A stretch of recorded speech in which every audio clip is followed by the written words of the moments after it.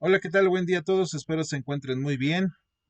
En este video vamos a revisar algunos conceptos concernientes a los almacenes de datos, también conocidos como Data Warehouse. Su servidor Daniel Vázquez, quien expone, pues va a abordar los siguientes temas. De entrada, pues un concepto importante por determinar es, pues, ¿qué es un almacén de datos? En pocas palabras se puede decir que un almacén de datos no es otra cosa que un repositorio o un lugar donde se almacenan los datos. Esto puede ser a nivel corporativo, organizacional, de una institución, etcétera, etcétera. Y este se caracteriza por integrar y depurar información de una o más fuentes distintas. Ya veremos más adelante mediante qué procesos alcanzamos estas características. Eh, la idea es que una vez que están almacenadas y que su origen sea de distintas fuentes, pues lo que se pretende es analizar este universo de datos bajo ciertos criterios, perspectivas e incluso con diferentes tiempos de respuesta y normalmente a gran velocidad. Un almacén de datos proporciona información a sistemas de soporte de decisiones, también conocido como los DSS, a sistemas de información ejecutivos, o también como herramientas para hacer consultas o informes. En este sentido, los usuarios finales pueden hacer fácilmente consultas sin en ningún momento afectar la operación de los sistemas.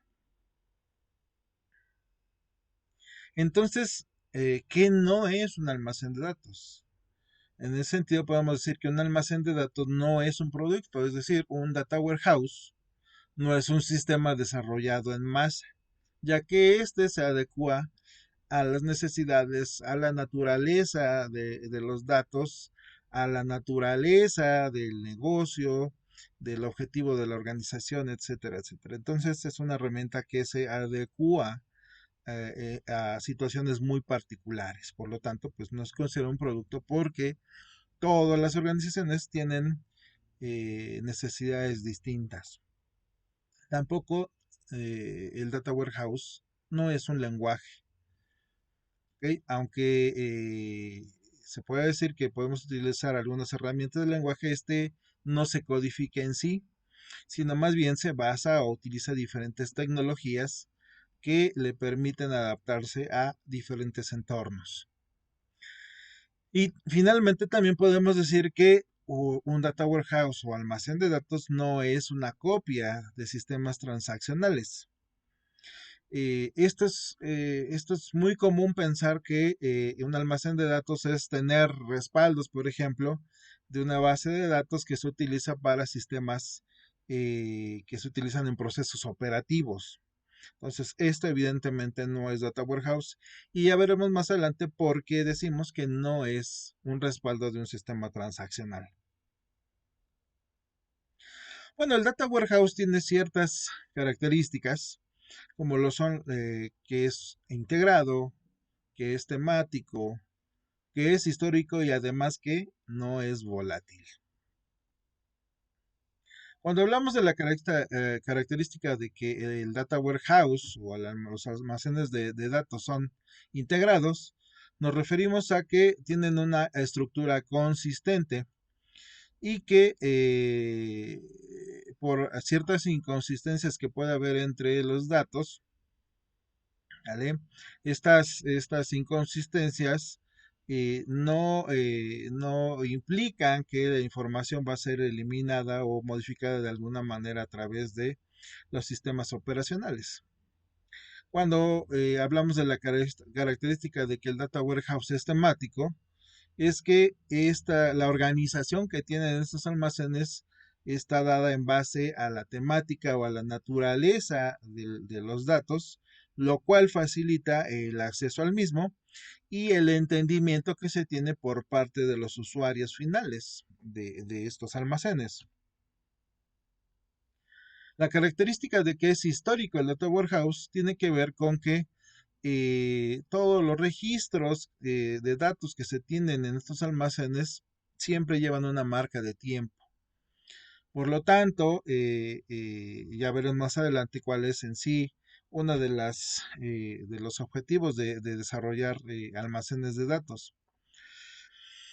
Y obviamente estas marcas de tiempo tienen por objetivo realizar, por ejemplo, análisis históricos o en algún momento realizar análisis de tendencia utilizando algunos algoritmos de análisis estadísticos, por ejemplo, de proyecciones, etcétera, etcétera.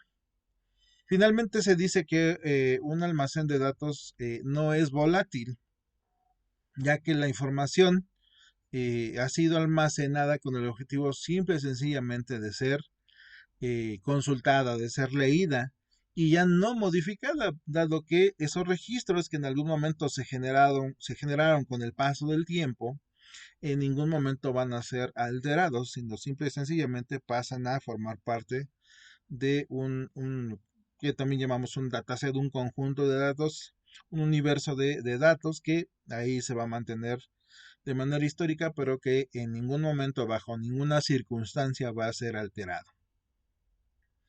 Y pues obviamente este universo de datos que se va a estar integrando, pues va a contener diferentes valores de diferente naturaleza, pero en ningún momento, por ninguna acción, como ya lo habíamos comentado, este tipo de valores, este tipo de datos y la naturaleza de los mismos va a ser alterada. Entonces, ¿qué podemos comentar con respecto a las diferencias que se pueden dar entre una base de datos transaccional y una base de datos, perdón, y un almacén de datos? Debemos de entender que una base transaccional es aquella base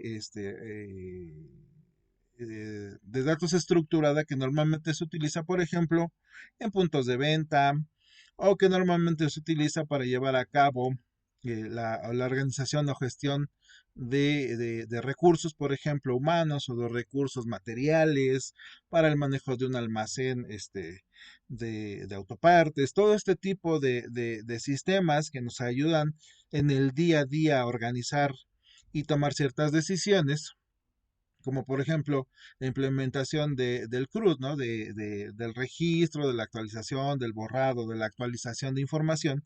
Todo esto está soportado por una base de datos transaccional. ¿Ok? Y vamos a comentar entonces cuáles son esas diferencias entre estas bases de datos transaccionales y los almacenes de datos, también conocido como Data Warehouse.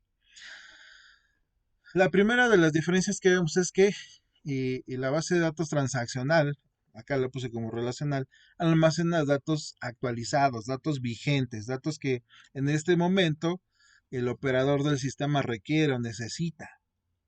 No así, obviamente, un almacén de datos que por objetivo tiene almacenar datos históricos y que van etiquetados con una marca de tiempo. En ese sentido, pues evidentemente las bases de datos relacionales pues almacenan datos dinámicos. Aquí almacenan datos dinámicos.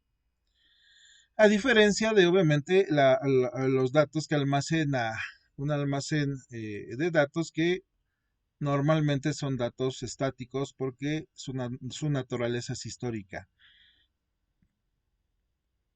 Las actualizaciones que se llevan a cabo en una base de datos transaccional no suelen estar programadas. Es decir, por ejemplo, si nosotros vamos a una tienda de autoservicio, pues es evidente que en el momento en que el usuario solicite que se lo cobre algún producto, pues en ese momento se lleva a cabo una petición, una actualización del stock, de entradas, etcétera, etcétera. Es decir, nos decimos, pues nada más podemos cobrar de las 9 de la mañana a las 10. Y luego de ahí, de la 1 de la tarde a las 2. Pues evidentemente no funcionan así, ¿no? En el caso de los almacenes de datos, las actualizaciones, como ya dijimos, son nulas, o si se lleva a cabo alguna actualización, pero no que modifique los valores, sino más bien que incremente la cantidad de datos almacenados, pues estas evidentemente sí se programan. Es decir, por ejemplo, una vez que la tienda de autoservicio, la tiendita de la esquina, las farmacias o alguna refaccionaria que tiene diferentes sucursales requiere que su información sea centralizada en almacenes de datos históricos. Evidentemente este tipo de actualizaciones pues están programadas a lo mejor para realizarse por la madrugada cuando las tiendas se encuentran cerradas, o a lo mejor los fines de semana o algunos días del mes en particular donde, por ejemplo, la empresa identifica que hay menor actividad en sus sucursales. Continuamos y, por ejemplo, vemos que en el caso de las bases de datos transaccionales, los procesos transaccionales son repetitivos, es decir, constantemente se está, o más bien con frecuencia se están realizando las mismas actividades de siempre, de todos los días, que pueden ser el registro de compras, la actualización del stock, los ingresos de nuevos productos, las bajas de productos. O sea, son actividades que con mucha frecuencia se están realizando, y fuera de estas actividades ya predefinidas no hay otras.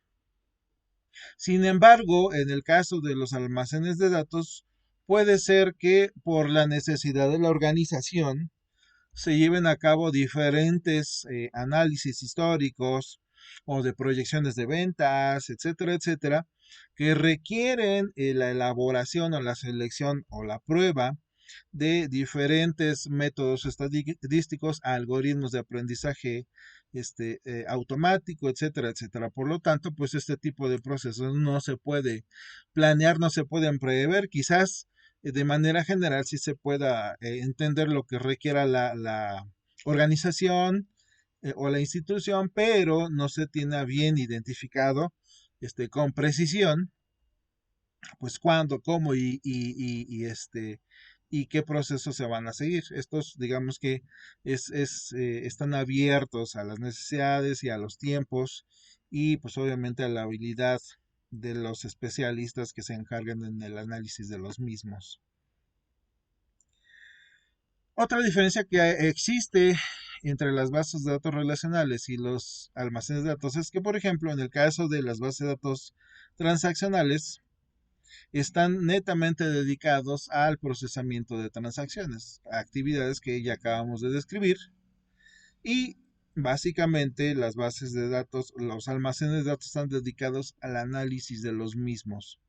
Obviamente estos datos proveen normalmente, o más bien provienen normalmente de bases de datos transaccionales, pero no guardan la misma naturaleza, la misma organización, el mismo formato, sino pues, llevan a cabo un procesamiento para que más adelante se pueda realizar algún análisis. Las bases de datos transaccionales están orientados a procesos operativos que ya hemos venido describiendo en mis anteriores comentarios. Están destinados a que el personal que está destinado a atender, por ejemplo, clientes de manera cotidiana, pues son los que van a estar operando estos procesos. Mientras que en el caso de los almacenes de datos, pues la orientación de estos es la obtención de información. Es decir, el análisis de todos estos datos generados a lo largo de los días o de los lapsos definidos por la organización generan un stock de datos que permiten llevar un análisis, y que este análisis genera informes, y estos informes ayudan a tomar decisiones, en este caso a nivel gerencial, ¿no?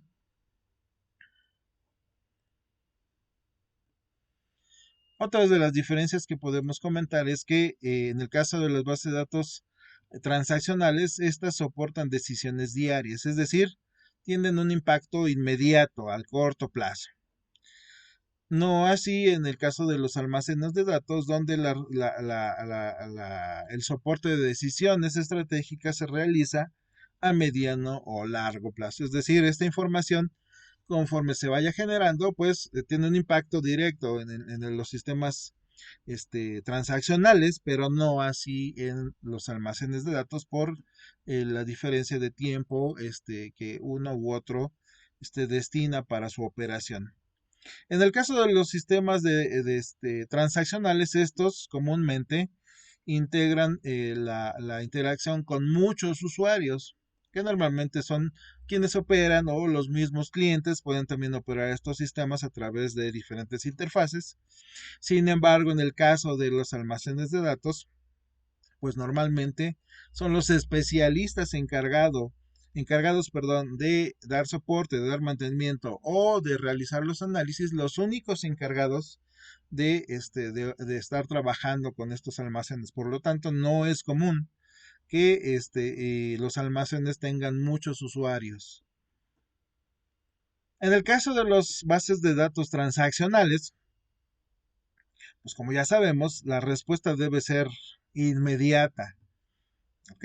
Es decir, por ejemplo, si me van a cobrar algo, pues espera que conforme la señorita o el joven vaya escaneando los productos, se vaya generando una respuesta por parte del sistema para que vaya generando la cuenta de los productos que yo estoy por comprar, y que permita al cajero o cajera comprar cobrar en el momento, etcétera, etcétera.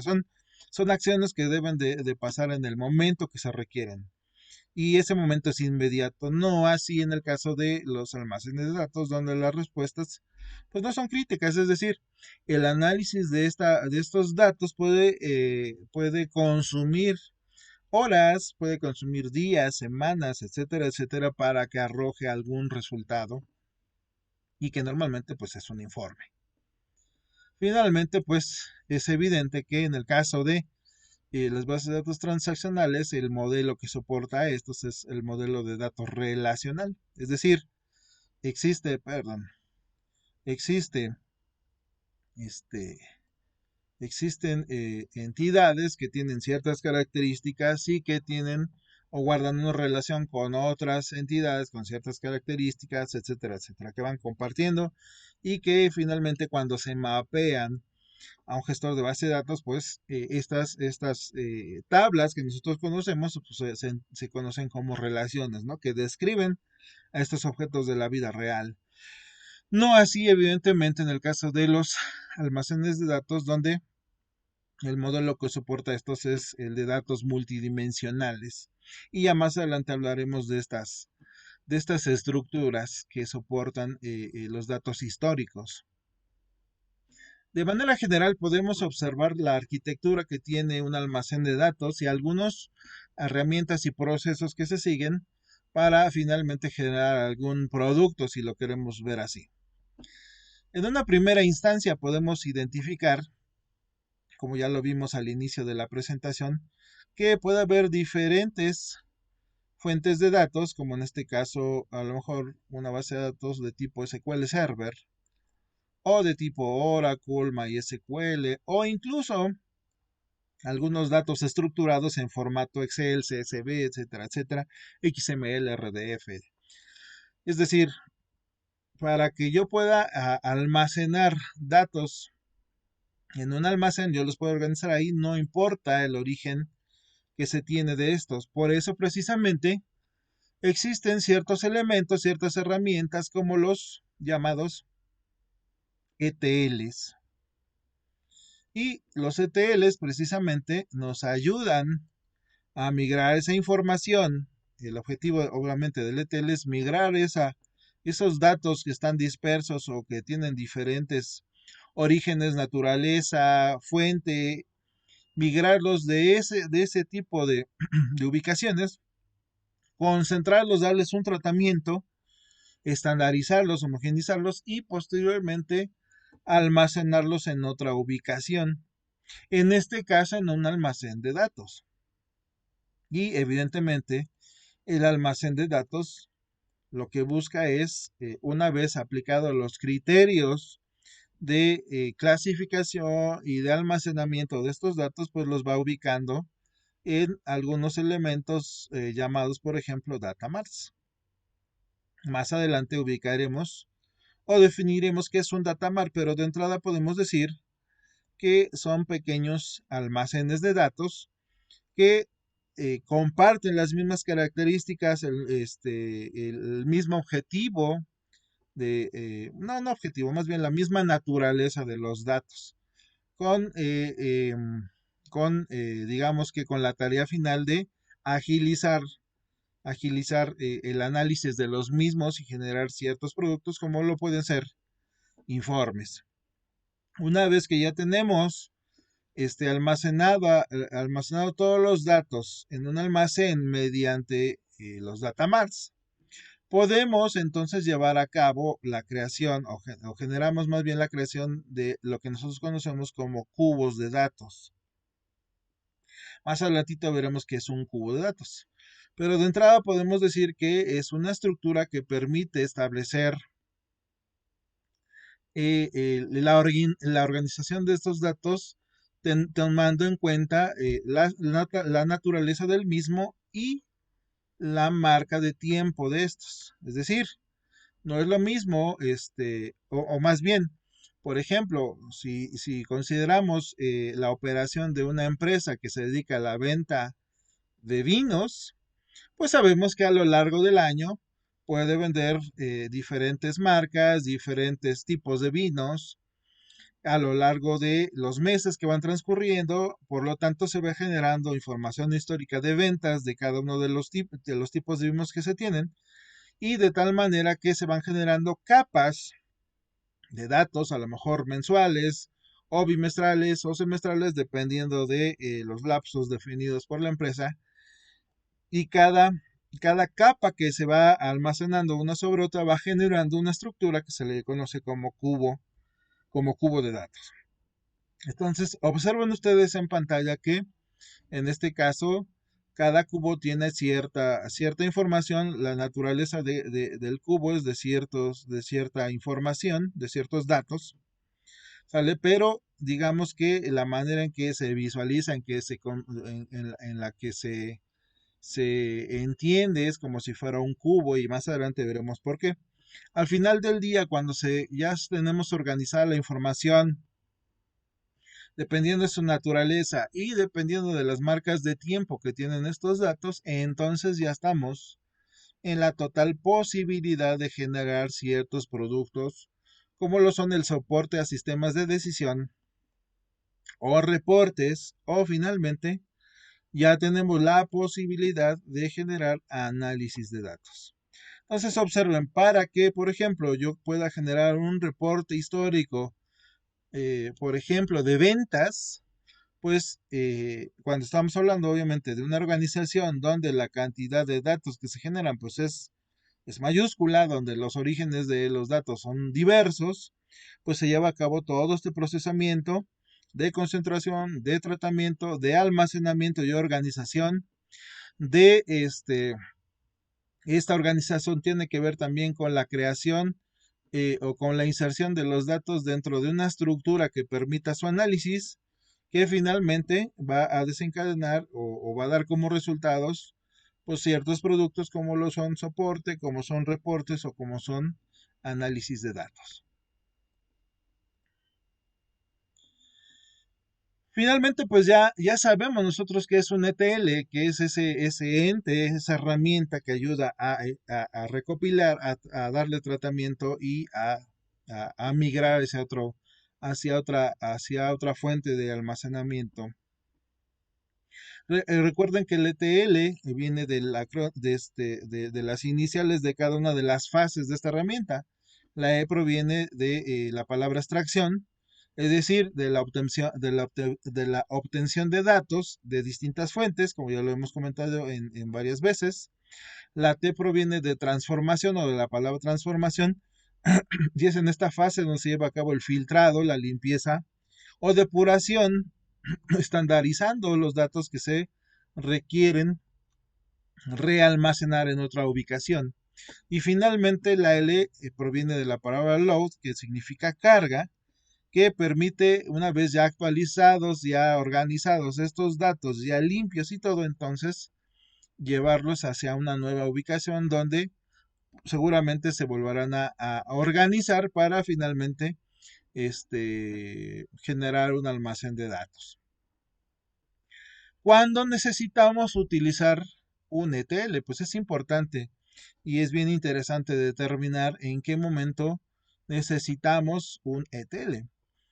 Como ustedes saben, y como ya vimos, el almacén de datos no es un producto, es decir, no hay una receta dada para que todas las organizaciones estandaricen sus criterios, es decir, eh, por poner un ejemplo muy básico. Cuando nosotros nos encargan del diseño de una base de datos relacional, porque a lo mejor nuestra aplicación o nuestro sistema va a almacenar datos personales, seguramente en alguna parte tenemos que hablar del sexo de los usuarios, si es masculino o femenino. En ese sentido, si la organización determina que la nomenclatura a utilizar es M y F para definir si un usuario de ese sistema es masculino, es decir, es un hombre, o es femenino porque es una mujer, en este caso en particular nada más consideramos estos dos géneros, estas dos opciones. Bueno, pues entonces en base a eso, una vez que, por ejemplo, se requiere integrar nuevos datos provenientes de otras fuentes, es poco probable que coincidan en el tipo de datos, en la manera en cómo fueron concentrados, en la manera en cómo fueron recuperados. Entonces observen que, por ejemplo, bajo una concepción distinta, por ejemplo, otra organización, otra instancia, otro programador puede decir, bueno, pues en lugar de masculino, yo voy a utilizar valores numéricos y al masculino lo voy a relacionar con el 0 y al femenino con el 1. La misma situación puede suceder en el caso de otra sucursal u otra organización u otro programador que puede decir, bueno, pues yo voy a relacionar la palabra masculino con la X y femenino con Y. O alguien de manera más textual puede decir, no, pues yo voy a poner la palabra completa, en lugar de poner M, voy a poner masculino y femenino, la palabra completita, porque a lo mejor los usuarios que administran la base de datos, pues requieren, digamos que ver de manera explícita estos valores. Entonces, en general, todos hacen referencia a la misma idea, que en este caso es identificar el sexo del usuario. Sin embargo, todos tienen una percepción y una manera de concebir de manera distinta estos datos. Es entonces cuando una herramienta como el ETL nos permite primero recuperar todos estos datos que están en diferentes aplicaciones y luego aplicar ese criterio de estandarización, de homogeneización, ¿vale? De tal suerte que todos empaten bajo el criterio que se ha definido por parte de la organización para llevar a cabo cierto procesamiento, de tal suerte que el ETL, una vez que concentra todos estos datos, dice, bueno, pues si encontramos un 0, si encontramos un 0, o si encontramos una X o la palabra masculino, pues eso equivale a una M bajo el criterio que se ha definido, y lo mismo pasará con un 1, con una Y, o con la palabra femenino, pues eso equivaldrá a considerar que es una F. ¿Ok? De esta manera es como funciona el ETL, y es en estos casos cuando nosotros normalmente los aplicamos, los utilizamos. Dentro de la arquitectura de los almacenes de datos, vimos que los almacenes de datos están integrados por pequeños elementos, y esos elementos se les conoce como data mart. Y un data mart, pues no es otra cosa que una base de datos departamental, ¿sale? Es decir, está especializadas en ciertas áreas de la organización o del negocio. Se caracterizan por tener una estructura óptima de datos que permite el análisis de información a detalle desde la perspectiva de la naturaleza de esos datos. Es decir, si yo voy a realizar un informe por ejemplo, de ventas de algún producto en particular, que pertenece a algún departamento en particular, pues no tiene caso que dentro de todo ese universo de datos que yo voy a procesar, pues encuentren datos que definitivamente no empatan con los criterios o que no empatan en la naturaleza de los datos que yo requiero analizar. Es decir, si voy a analizar, por ejemplo, la venta de autopartes o la frecuencia en cuanto a las compras de tal producto, no tiene caso que dentro de todo ese universo de datos se encuentren, por ejemplo, datos de productos alimenticios o de lácteos o de productos de limpieza. Si lo queremos ver desde un ejemplo, desde un punto de vista de una tienda departamental, ¿no?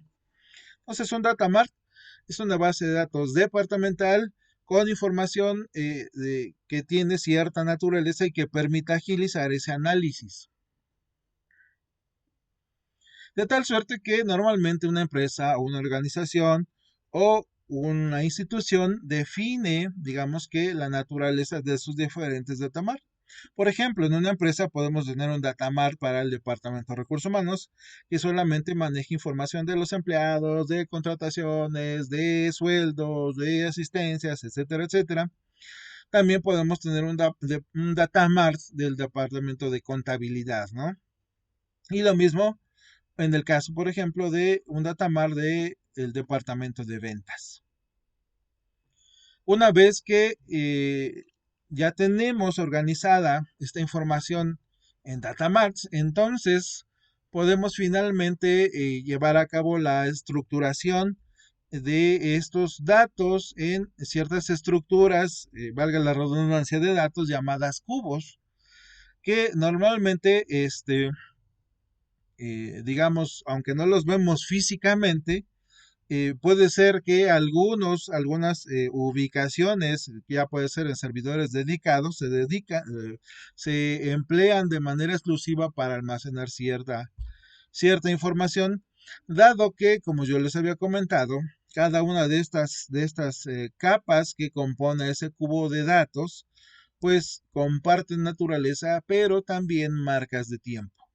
Vamos a ver el siguiente esquema para que entendamos un poco mejor cómo describimos o cómo entendemos más bien a un cubo de datos. Tenemos entonces en pantalla, por ejemplo, un cubo de datos que almacena información de un par de productos. Aquí en la parte inferior se pueden identificar qué productos son los que este cubo de datos almacena.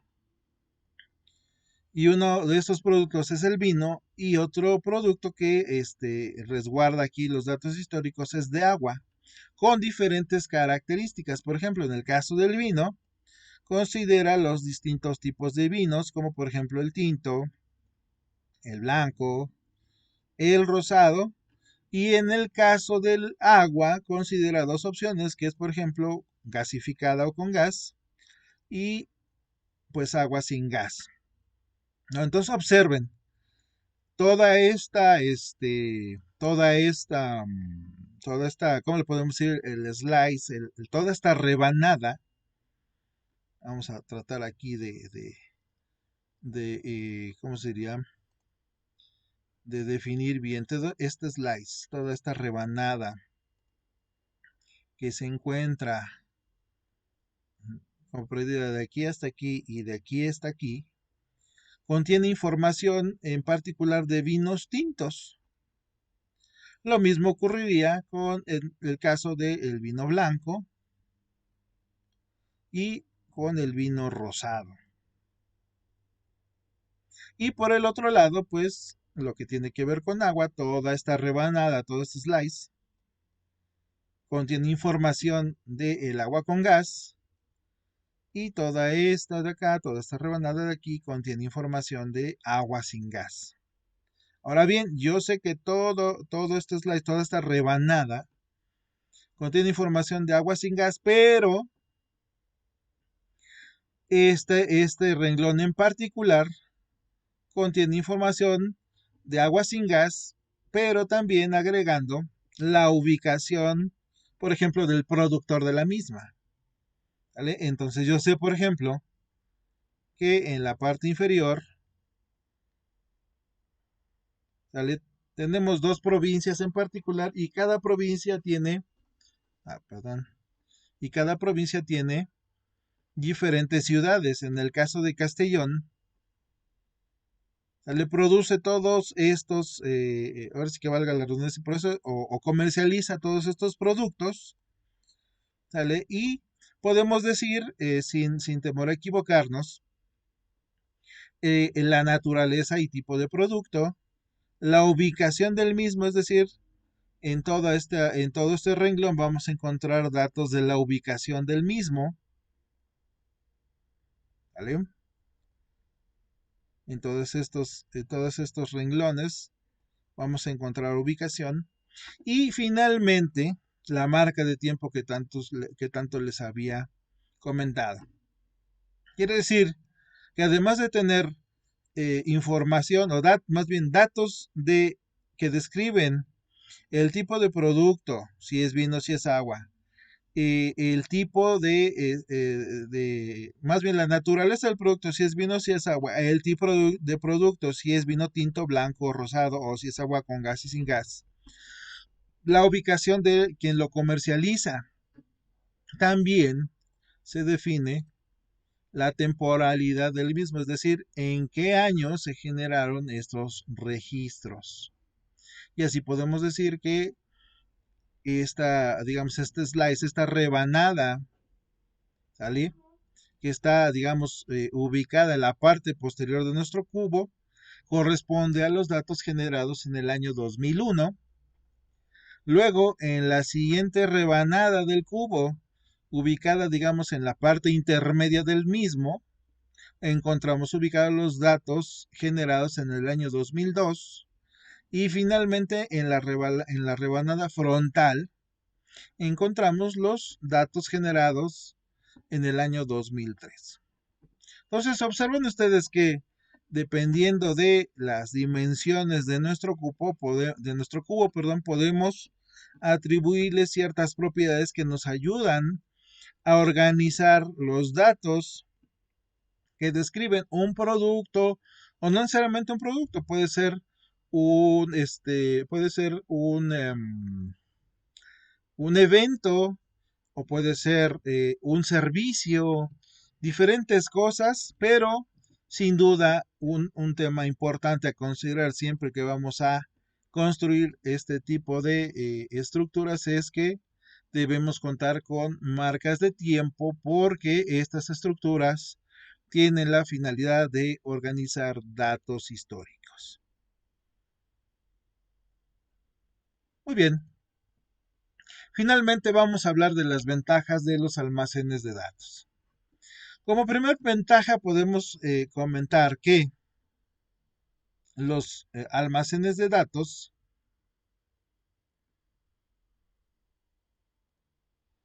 proporcionan información clave para la toma de decisiones dentro de la organización.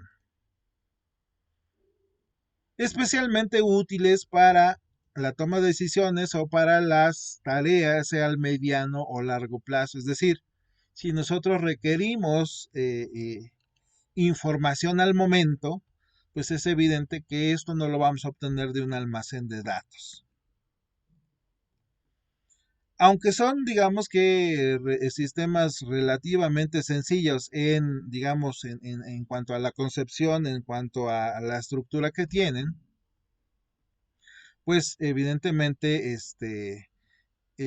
también las herramientas que se utilizan y los objetivos para los cuales fueron planteados estos almacenes de datos también comparten esta característica de simpleza. Sin duda alguna, el implementar almacenes de datos implica la transformación de los datos normalmente que provienen de sistemas transaccionales hacia una nueva forma que es en este caso pues datos históricos, lo cual pues a largo plazo permite la construcción de información en conocimiento. Finalmente, podemos también decir que las empresas ven un aumento en su productividad y esto podríamos cuestionarlo en el sentido de que normalmente cuando una empresa lleva a cabo estos procesos de análisis de, por ejemplo, de resultados o de ventas o de